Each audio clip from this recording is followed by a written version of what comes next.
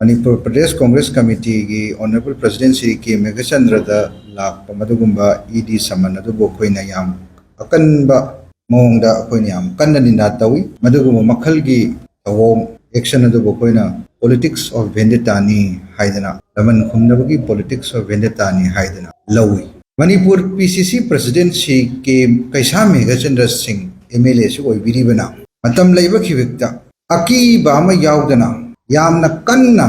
hojik leiriba center da amasung state da leiriba BJP ki double engine sarkar sigi mathakta yamna kanna wa mayam ama ngangbidana lakhi hojik su lai hojik su ngangi Shri K. Meghachandra Manipur ki praja punamakki wangang loi oiba mahakna leiriba double engine sarkar asigi ngamdraba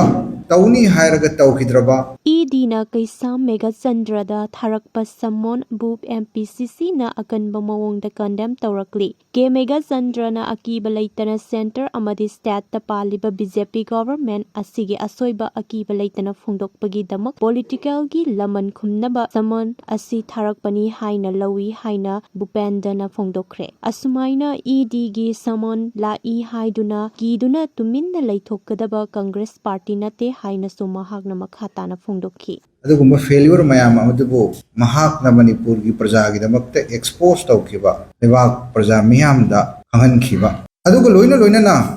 mahakna wafam mayam ama thambi khiba ga loina loina na ngasi Manipur asida tangdu leita draba hajik chathariba 2023 gi May gi 3rd tagi leraknaba sigumba ongoing turmoil sigi matangda tawfam thokpa tawbiraktraba double engine gi sarkar sibu mahakna expose tawkiba masi mayam si mahakna honorable PCC president oiba galoina loina na Bharat pumbada Manipur pumbada yamna kanna Manipur gi damak Manipur gi praja gi damak honadana lakli ngarang asi ikhang khang hodana Shri K. Meghachandra masamakna sigumba Special Task Force Enforcement Directorate Headquarters New Delhi dagi tharakpa saman nama mahakna uba phangki ngarang asi masamakna mahaki mayumda leiba matamda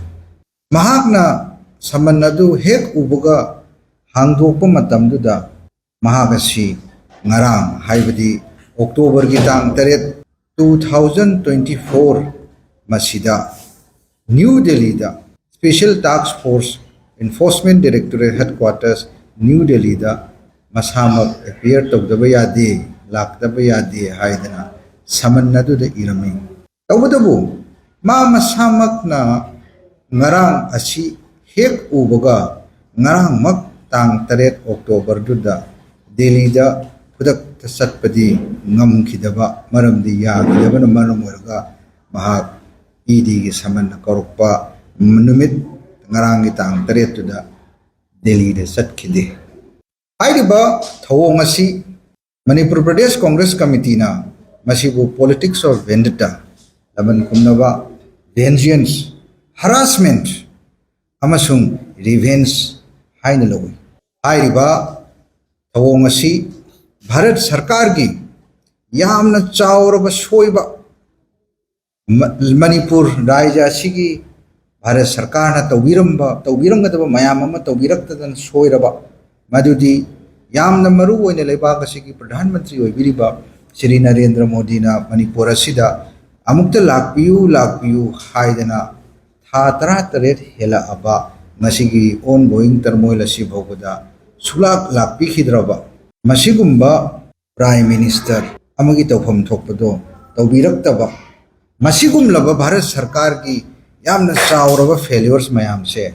masi kupsan nanagdamakta masigumba ED gi saman asi harakpani haina khoini lawje adubu akoina hajaninglibadi kanagumba kiraba mi singnadi mingonda kihan khangangani masamakna kiragadi mingonda kihan khangangani adubu Congress Party di asumna kihan khangallaga akoi tuminna laini haibasidi Manipur prajana su khange Bharat ki prajana su khange madudi akhoi gi Shri Rahul Gandhi ji ꯀꯅꯥꯝꯇꯅ ꯑꯀꯤ ꯇꯨꯖꯨꯡ ꯄꯤꯕ ꯉꯝꯗ꯭ꯔꯕ ꯃꯗꯨꯒꯨꯝꯕ ꯂꯤꯗꯔꯅꯤ ꯃꯗꯨꯒꯤ ꯃꯈꯥꯗ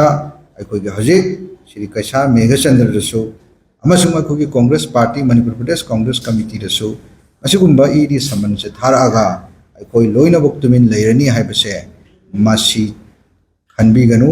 ꯀꯣꯡꯒ꯭ꯔꯦꯁ ꯀꯩꯗꯧꯉꯩꯗꯁꯨ ꯇꯨꯃꯤꯟꯅ ꯂꯩꯔꯣꯏ ꯃꯅꯤꯄꯨꯔꯒꯤ ꯄ꯭ꯔꯖꯥꯒꯤꯗꯃꯛ ꯚꯥꯔꯠꯀꯤ ꯄ꯭ꯔꯖꯥꯒꯤꯗꯃꯛ ꯑꯩꯈꯣꯏ ꯋꯥ ꯉꯥꯡꯕ ꯂꯦꯞꯄꯣꯏ ꯑꯗꯨꯒ ꯃꯁꯤꯒꯨꯝꯕ ꯗꯕꯜ ꯑꯦꯟꯖꯤꯟ ꯁꯔꯀꯥꯔ ꯃꯁꯤꯗ ꯃꯈꯣꯏꯒꯤ ꯇꯧꯐꯝ ꯊꯣꯛꯄ ꯃꯌꯥꯝ ꯑꯃ ꯇꯧꯔꯛꯇꯕ ꯃꯌꯥꯝꯁꯦ ꯑꯩꯈꯣꯏꯅ ꯑꯦꯛꯁꯄꯣꯖ ꯇꯧꯈꯤꯒꯅꯤ ꯍꯥꯏꯕꯁꯤ ꯊꯝꯖꯒꯦ ꯃꯔꯝ ꯑꯗꯨꯅ ꯃꯅꯤꯄꯨꯔ ꯄ꯭ꯔꯗꯦꯁ ꯀꯣꯡꯒ꯭ꯔꯦꯁ ꯀꯃꯤꯇꯤꯒꯤ ꯇꯔꯐꯇꯒꯤ ꯃꯁꯤꯒꯨꯝꯕ ꯏꯗꯤꯒꯤ ꯁꯃꯟ ꯑꯁꯦ ꯑꯩꯈꯣꯏ ꯌꯥꯝꯅ ꯀꯟꯅ ꯅꯤꯟꯗꯥ ꯇꯧꯕꯒ ꯂꯣꯏꯅꯅ ꯃꯁꯤꯒꯨꯝꯕ ꯊꯧꯑꯣꯡ ꯑꯁꯤꯕꯨ ꯑꯩꯈꯣꯏꯅ ꯄꯣꯂꯤꯇꯤꯛꯁ ꯑꯣꯐ ꯚꯦꯟꯗꯦꯇꯥ ꯂꯃꯟ ꯈꯨꯝꯅꯕꯒꯤ ꯄꯣꯂꯤꯇꯤꯛꯁꯅꯦ ꯍꯥꯏꯅ ꯂꯧꯖꯩ